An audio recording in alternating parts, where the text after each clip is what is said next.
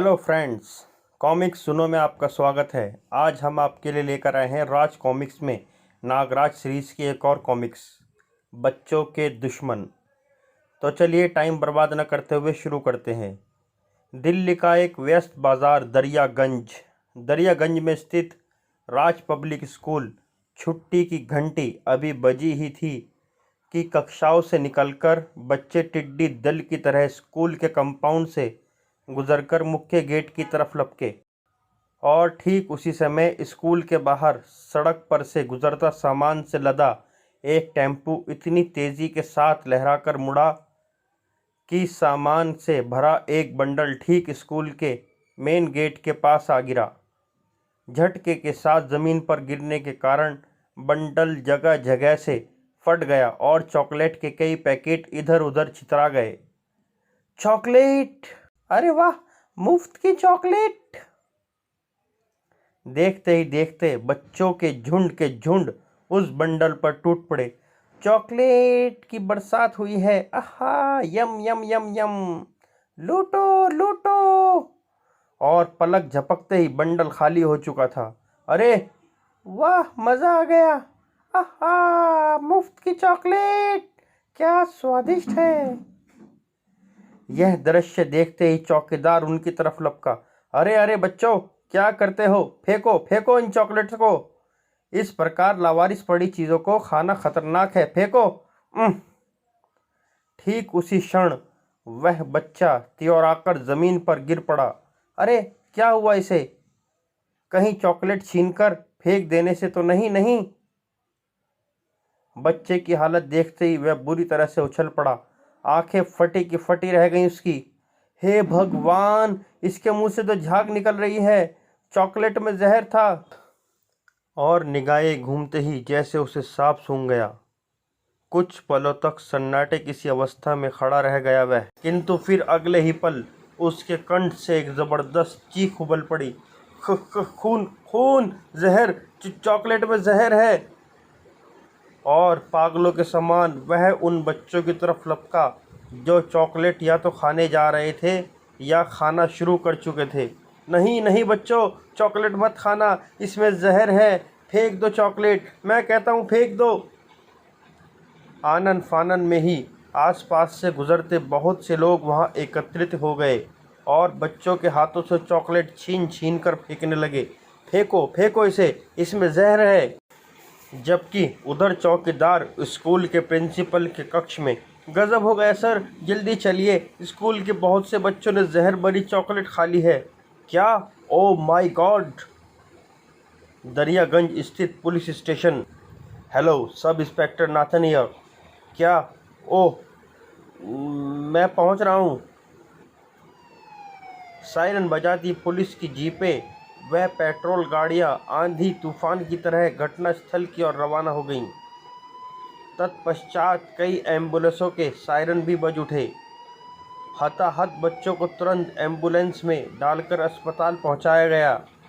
और उस शाम को समाचार पत्र, टीवी, रेडियो इत्यादि संचार व्यवस्थाएं चीख उठीं। संदेह दैनिक, आतंकवादी कार्यवाही, करीब 700 बच्चे तीक्ष्ण विष से मारे गए, 1000 की हालत गंभीर। आज के मुख्य समाचार, दिल्ली के कई स्कूलों पर एक साथ एक जैसा जहरीला आक्रमण, बच्चों को चॉकलेट में मिश्रित साइनाइड विष दिया गया। एक समाचार पत्र में आतंकवादियों द्वारा भेजे गए एक पत्र के अनुसार इस कार्यवाही की जिम्मेदारी ज़ेबरा आतंकवादी संगठन ने ली है। दिल्ली पुलिस तुरंत सक्रिय हो उठी। रेड अलर्ट घोषित कर दिया गया। प्रत्येक ऐसे स्थान की जांच की जाने लगी जहां से आतंकवादियों के शहर से बाहर निकलने का ज़रा सा भी संदेह। उधर अफ्रीका के एक गुलाम टापू से जनरल टम्टा के आतंकवाद का खात्मा करने के बाद नागराज भारत की राजधानी दिल्ली पहुंचा। यहां वह होटल राज पैलेस के एक शानदार कक्ष में ठहरा हुआ था। गुड मॉर्निंग सर, आपका दूध और आज का समाचार पत्र। Good morning, thank you. अखबार खोलते ही नागराज की निगाहें सुर्खियों पर चिपक कर रह गई। विश्वव्यापी ज़ेबरा आतंकवादी संगठन दिल्ली में सक्रिय, उसका पहला निशाना मासूम बच्चे। लगता है यहाँ भी मैं शांति के साथ नहीं रह सकूँगा। तब तक तो नहीं जब तक ज़ेब्रा का एक भी आतंकवादी यहाँ जीवित है। तभी नागराज साथ वाले कमरे से आती उठापटक की आवाज़ें सुनकर चौंक उठा। मेरी छठी इंद्री कह रही है कि साथ वाले कमरे में ज़रूर कोई गड़बड़ है। और अगले ही पल वह अपने कक्ष की खिड़की से निकलकर साथ वाले कक्ष की खिड़की की तरफ रेंग रहा था, जबकि साथ वाले कक्ष में ज़ेब्रा से गद्दारी करके कोई जीवित नहीं रह सकता। टॉनी, बस गंजे, हमारे पास ज़्यादा वक्त नहीं है, इसे उठाकर खिड़की से नीचे फेंक दो। नहीं, गंजा टोनी को उठाने के लिए आगे बढ़ा। चलो टोनी, तुम्हें तुम्हारे बीवी बच्चों के पास पहुंचा दूं। नहीं, छोड़ दो मुझे, बचाओ बचाओ। और अगले ही पल गंजे ने उसे 15वीं मंजिल से नीचे उछाल दिया। हा हा हा हा हा हा। किंतु नागराज ऐसे हादसे से निपटने के लिए बिल्कुल तैयार था। नाग रस्सी गिरते हुए टोनी के शरीर से लिपट गई और उसे वापस ऊपर खींचने लगी। गंजे ने जब यह अविश्वसनीय दृश्य देखा तो उसने रिवॉल्वर निकालकर नाग रस्सी पर कई फायर झोंक दिए, लेकिन हड़बड़ाहट में सभी निशाने चूक गए और इससे पहले कि वह कोई और फायर कर पाता, सांप सांप, सांपों ने उसकी हिम्मत तोड़ दी थी। उसके बाद नागराज ने उसे और शैतानी करने का अवसर नहीं दिया। गंजे के तीनों साथी नागराज को यूं एकाएक खिड़की पर प्रकट होते थे जड़वत हो गए।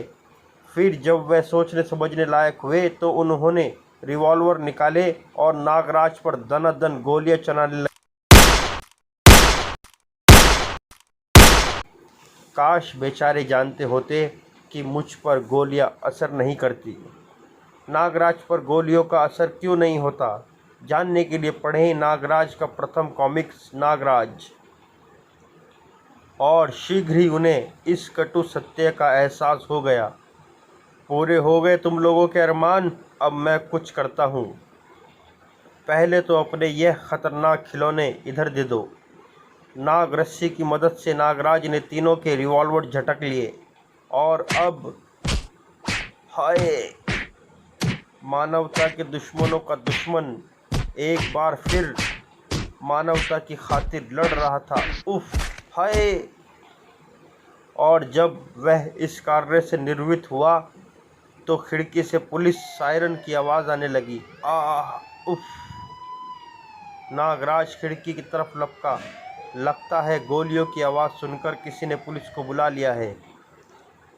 टोनी प्यारे, जल्दी यहाँ से निकल चलो, वरना पुलिस रोक लेगी। चलो। टोनी शीघ्रता से खिड़की पर चढ़ने की कोशिश करने लगा, लेकिन नागराज ने उसे रोक दिया और स्वयं भी खिड़की से नीचे उतर। इधर से नहीं प्यारे, उधर से, हवा में उड़कर जाएंगे, उस पार सामने वाली खिड़की तक। क्या? अरे भाई, मारना ही था तो बचाया क्यों था?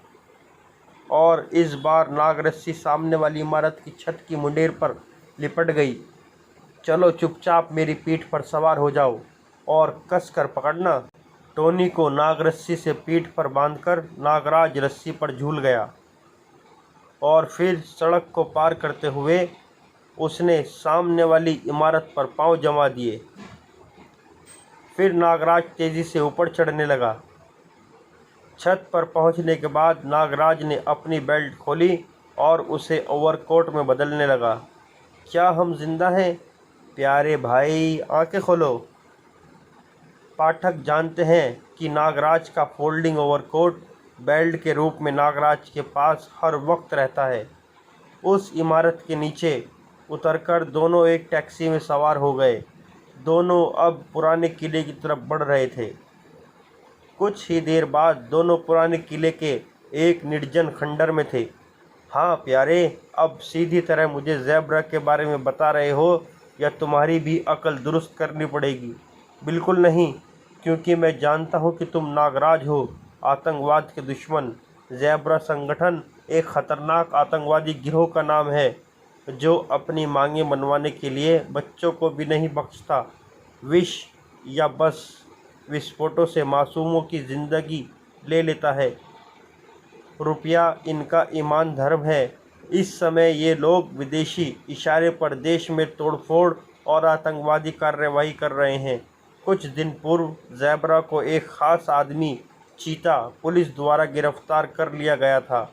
तब पुलिस को इसका सबक सिखाने के लिए बच्चों की हत्याएं हुई। लेकिन तुम इनके विरुद्ध कैसे हो गए? इसकी भी एक कहानी है नागराज। मुझे संगठन ने अप्पू घर में बम फेंकने का काम सौंपा था।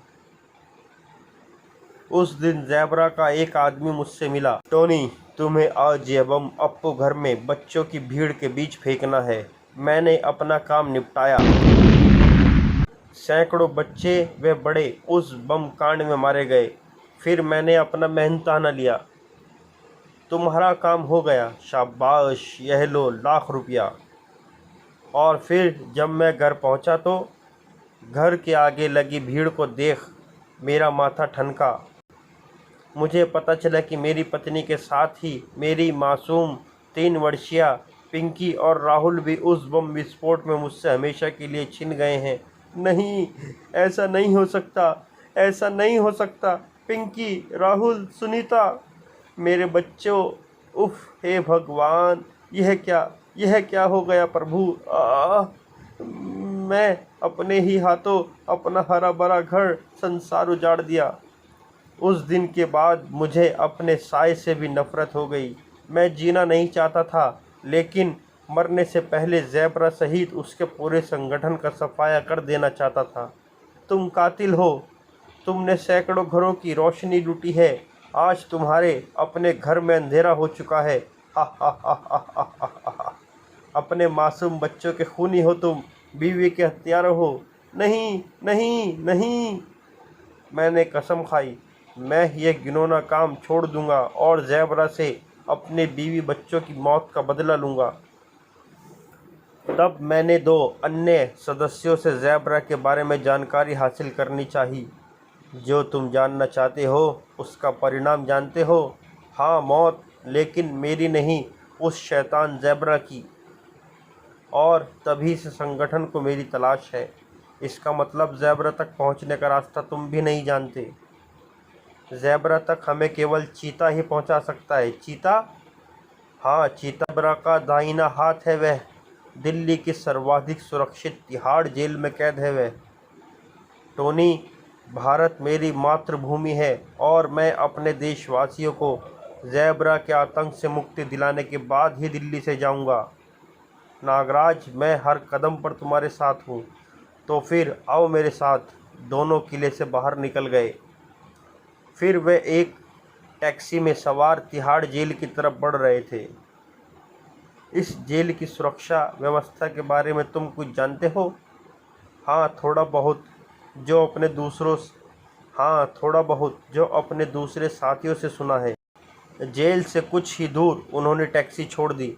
नागराज, तुम करना क्या चाहते हो? मैं चीता को जेल से निकालना चाहता हूँ। नागराज की बात सुनकर टोनी आश्चर्य से उछल पड़ा। क्या क्या कह रहे हो नागराज? यह असंभव है। क्यों? नागराज, इस जेल की 20 फुट ऊंची 4 दीवारी के ऊपर दिन रात सिपाहियों का पहरा रहता है।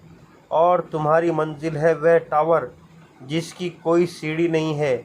उसकी छत पर ही कहीं कुख्यात कैदियों को 4 स्टैनगन धारियों की निगरानी में रखा जाता है। चारों 1 महीने तक ऊपर रहते हैं। 1 महीने के बाद क्रेन की सहायता से दूसरे 4 सिपाहियों को ऊपर भेजकर उन्हें नीचे लाया जाता है। सिपाहियों व कैदियों का खाना भी रोज़ ऊपर रस्सियों द्वारा भेजा जाता है। अगर हम टावर की छत पर हेलीकॉप्टर द्वारा पहुंच जाएं तो टावर के ऊपर अनाधिकृत उड़ान भरते किसी भी हेलीकॉप्टर या विमान को ये मशीन गन द्वारा गिरा सकते हैं। ओह, इसका मतलब टावर के ऊपर मशीन गन भी है। हाँ। दोनों फिर एक टैक्सी में सवार हो गए। बहुत सुरक्षित जेल है। हाँ, तो तुमने चीता को छुड़ाने का विचार त्याग दिया? जवाब में नागराज मुस्कुराया और बोला, मैं आज रात ही चीता को जेल से निकाल लाऊंगा। क्या? रात के 1 बजे नागराज का हेलीकॉप्टर तिहाड़ जेल के आसपास दिल्ली के ऊपर मंडरा रहा था। तुम हेलीकॉप्टर में ही मेरा इंतज़ार करना, ठीक है? कुछ ही देर बाद हेलीकॉप्टर जेल से थोड़ी दूर मैदान में उतरा। Wish you best of luck Nagraj. और नागराज चल पड़ा एक और ख़तरनाक मिशन पर। जैसे ही चार दीवारी के ऊपर घूमते सिपाही एक दूसरे से विपरीत दिशा में जाने लगे, नागराज भागकर दीवार के पास पहुंचा और दीवार पर रेंगने लगा। कुछ ही क्षणों में वह ऊपर पहुंच गया। फिर वह जेल के अंदर की दीवार पर रेंगने लगा। ओह, सिपाही के पलटने से पहले नीचे पहुंच जाऊं, नहीं तो व्यर्थ का हंगामा होगा। दीवार से नीचे उतरकर उसे वहीं रुक जाना पड़ा। उफ, यह सर्च लाइटों की रोशनी सारे मैदान में घूम रही है। इससे बचकर ही टावर तक पहुंचना होगा। कुछ देर वहीं रुककर वह सर्च लाइट के दायरे की गति व दिशा का अध्ययन करता रहा और इस बार जैसे ही दायरा उसके सामने से निकला, उसने जीप की तरफ दौड़ लगा दी। 25 गिनने तक मुझे जीप तक पहुंचना होगा। सर्च लाइट का दायरा नागराज की तरफ आया, किंतु बाल बचा। नागराज सुरक्षित जीप के नीचे पहुंच चुका था। सर्च लाइट के आगे निकलते ही नागराज जीप के नीचे से निकला और टावर की तरफ भागा। टावर के नीचे पहुंचकर दीवार पर रेंगना खतरनाक हो सकता है, शायद कोई अलार्म छिपा हो। उसने अपनी कलाइयाँ ऊपर की और उनमें से नागरस्सियाँ निकलकर ऊपर उड़ चली। नागरस्सी टावर के ऊपर मशीन गन से लिपट गई और नागराज ऊपर उठने लगा। टावर पर सावधान खड़े सिपाही इस आश्चर्यजनक घटना से बेखबर थे और अगले क्षण एक बिजली सी चमकी और उस चमक के समाप्त होते ही बेहोश हो चुके थे 3 सिपाही और नागराज चौथे सिपाही पर बरस रहा था। बता, चीता कहाँ कैद है? आह! नागराज की कहर ढाती आवाज़ ने उसे बोलने पर मजबूर कर दिया। यहाँ इस जाल के नीचे कैद है वह। चाबी कहाँ है इसकी? जेलर के पास। इस बीच नागराज की चमकदार आंखें उसे सम्मोहित कर चुकी थी। अब तुम चुपचाप यहाँ खड़े रहो। आधे घंटे बाद जब होश में आओगे तो सब कुछ भूल चुके होंगे। फिर वह लोहे के जाल की तरफ बढ़ा। इस जाल को बाहुबल से ही उखाड़ना होगा। उफ, बहुत मजबूत जाल है। नीचे जाने के लिए सीढ़ियाँ बनी हुई थी। उफ, गुप्त अंधेरा है, किंतु मैं तो अपने नाग नेत्रों द्वारा अंधेरे में भी देखने में सक्षम हूँ। नागराज की निगाहें चीता को तलाशने लगी। चीता, कहाँ हो तुम? मैं तुम्हें छुड़ाने आया हूँ। तभी चीता की आवाज़ उस अंधेरे को चीरती हुई सुनाई दी। कौन है वहाँ? मैं यहाँ हूँ। नागराज उसके पास पहुँचा। क्या तुम ही चीता हो? हाँ, ज़ेब्रा ने मुझे तुम्हें छुड़ाने के लिए भेजा है। ओह, तो जल्दी करो ना। नागराज ने जंजीरें पकड़ी और बारी बारी से अपनी बलिष्ठ भुजाओं की मदद से उन्हें दीवार में से उखाड़ दिया। कमाल का बलशाली है। और चीता जंजीरों की कैद से मुक्त हो गया। अंधेरे में भी कैसे काम कर रहा है ये। जल्दी चलो, हमारे पास समय बहुत कम है। दोनों ऊपर पहुँचे। यहाँ से कैसे नीचे जाएंगे हम? चुपचाप सब देखते जाओ। नागराज ने कलाइयों से नागरस्सी छोड़ी। अकेले ही सब सिपाहियों को बेहोश कर दिया, बिना हथियार के। और ये मूर्ति बना कैसे खड़ा है? नागरस्सी चार दीवारी के साथ बने सर्च लाइट टावर से लिपट गई। आए, मैं कहाँ हूँ? यह मुझे क्या हो गया था? चीता, तुम इस रस्सी के सहारे जेल की चार दीवारी तक जाओगे। तुम तैयार हो? हाँ, मैं तैयार हूँ। इस बीच चीता द्वारा झिंझोड़े जाने से सिपाही का सम्मोहन टूट चुका था। चीता नागरस्सी को पकड़कर लटक गया। अरे, ये दोनों कौन है? इन्हें रोकना होगा। ज़रा सावधानी से जाना चीता, रस्सी हाथ से ना फिसल जाए। अजीब सी गिलगिली सी रस्सी है ये। नागराज भी चीता के पीछे नाग रस्सी पर लटक गया, उस सिपाही से बेखबर जिसने उन पर मशीन गन तान दी थी। रुक जाओ दोनों, वरना गोली मार दूंगा। ओह, लगता है सिपाही होश में आ गया है। इसने यह रस्सी वहां तक बांधी कैसे? जादूगर लगता है ये। दोनों को न रुकता देख सिपाही ने मशीन गन का मुंह खोल दिया। ओह, वह मशीन गन चला रहा है। मुझे चीता को अपनी आड़ में रखना होगा। गोलियों की आवाज़ से चीता हलकान हो रहा था। बाप रे, अब कोई नहीं बचा सकता हमें। किंतु गोलियां या तो इधर उधर से निकल रही थी या नागराज के शरीर से टकराकर बेकार हो रही थी। क्यों महंगी गोलियां बर्बाद कर रहा है ये। परंतु दूसरी तरफ गोलियों की आवाज़ से सारी जेल में भगदड़ मच गई। अरे क्या हुआ? यह गोलियां क्यों चल रही हैं टावर के ऊपर से? कुछ दिख भी तो नहीं रहा। खतरे का सायरन बजाओ, ऊपर सर्च लाइट की रोशनी डालो। तभी सर्च लाइटों का प्रकाश उनकी तरफ घूमा और वह रोशनी में नहा गए। उफ! सर्च लाइट टावर पर खड़े सिपाही अब उनके नीचे आने का इंतज़ार कर रहे थे। आने दो इन्हें, जैसे ही नीचे आएंगे दबोच लेंगे। इधर चीता ने जैसे ही अगला हाथ आगे बढ़ाया, उसकी नज़र नाग के मुंह पर पड़ी। अरे बाप रे, सांप! मैं तो मर गया रे। किसी ने सही कहा है कि सांप को अचानक देखने से बड़े बड़े सूरमाओं की हवा खिसक जाती है, किंतु नागराज हरदम सतर्क रहता है। उसने लपककर चीता को बाहों में भर लिया। डरो मत और मुझे कसकर पकड़ लो। जेलर भी अब तक टावर पर पहुंच चुका था। हम भाग नहीं सकते, स्वागत की पूरी तैयारी है। आओ बेटा, तिहाड़ से भागोगे? किंतु उन्हें पकड़ने की इच्छा जेलर के मन में ही रह गई। आह! नागराज की करारी लात ने उसे टावर के नीचे दीवार पर उछाल दिया और इससे पहले कि बाकी सिपाही कुछ कर पाते, नागराज व चीता उन पर कहर बनकर टूट पड़े। किंतु जेल में सिपाहियों की संख्या बहुत अधिक थी। वह सब टावर का घेराव कर रहे थे। ये तो बढ़ते ही जा रहे हैं और समय बर्बाद किया तो हो सकता है बाहर से भी सहायता आ जाए। भागना ही बेहतर रहेगा।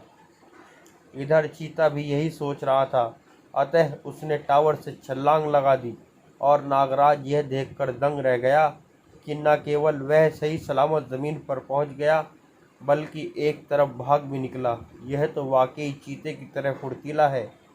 फिर नागराज भी वहां नहीं रुका। सिपाहियों ने उस पर अंधाधुंध फायरिंग भी की, किंतु सब व्यर्थ रहा। नागराज चीता के पीछे झाड़ियों में विलीन हो गया और जिस समय पुलिस की पेट्रोल जीपें उन्हें सड़क पर खोज रही थी, वह हेलीकॉप्टर में बैठ अभेद कही जाने वाली उस जेल से बहुत दूर जा चुके थे। चीता, किंग ज़ेब्रा के आदेशानुसार हमें तुम्हें जेल से छुड़ाना था। अब तुम हमें अड्डे तक का रास्ता बताओगे तो हम तुम्हें सुरक्षित वहां छोड़ देंगे।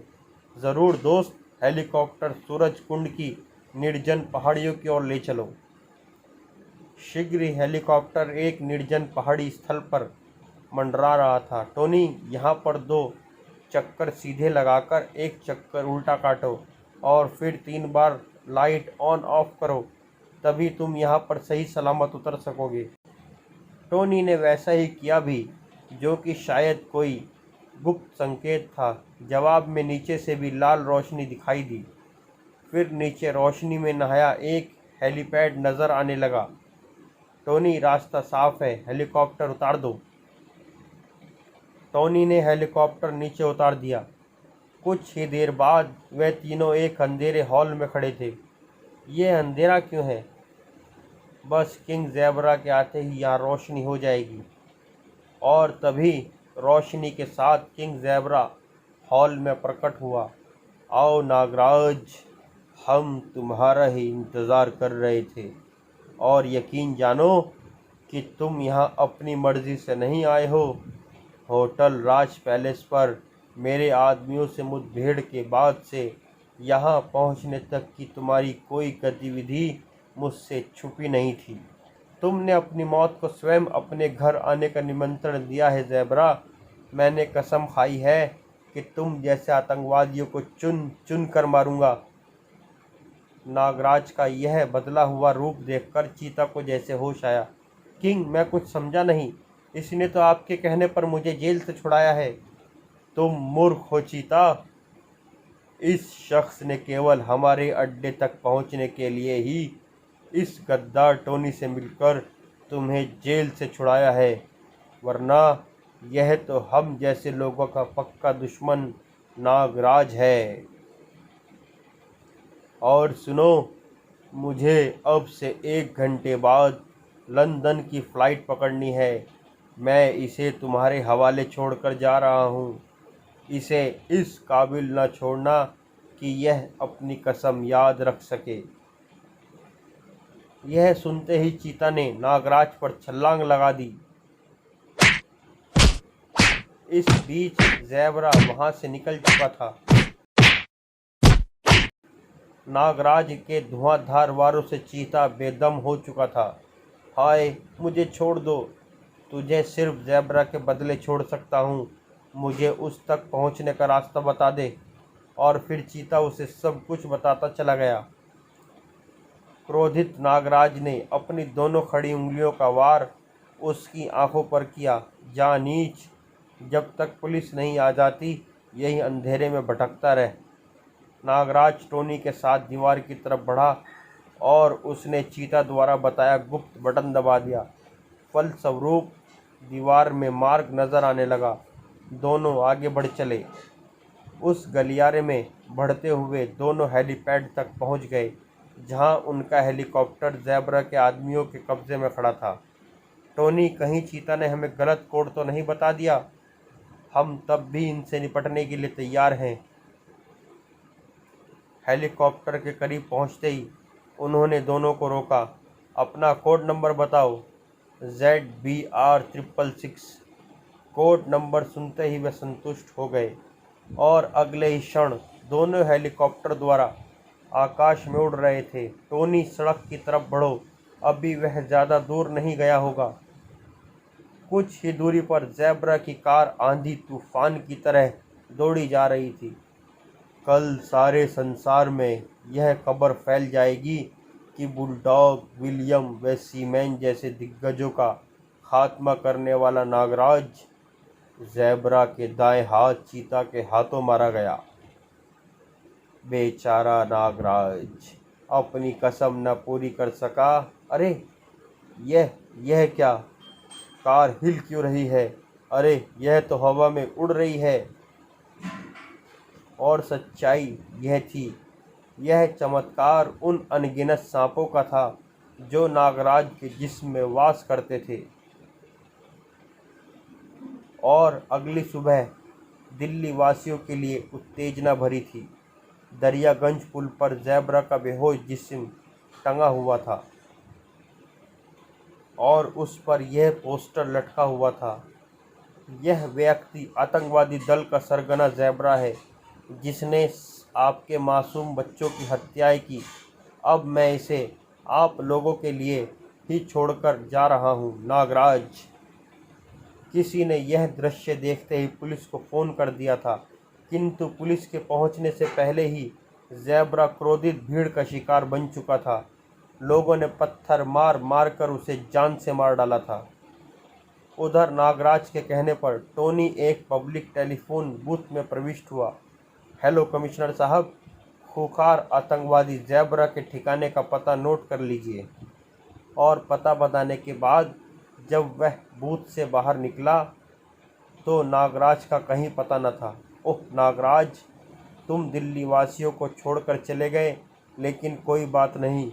अपराध के खिलाफ तुम्हारी इस जंग का एक सैनिक मेरे रूप में अभी भी यहाँ मौजूद है। मैं कसम लेता हूँ कि मेरे रहते दिल्ली में अब कोई नया ज़ेब्रा सिर नहीं उठा सकेगा। समाप्त। अगर आपको हमारी कॉमिक्स पसंद आई तो हमारी कॉमिक्स को लाइक करें, सब्सक्राइब करें और साथ में बेल का आइकन भी दबा दें, ताकि हमारे आने वाली कॉमिक्स आप तक सबसे पहले पहुंच सके। धन्यवाद।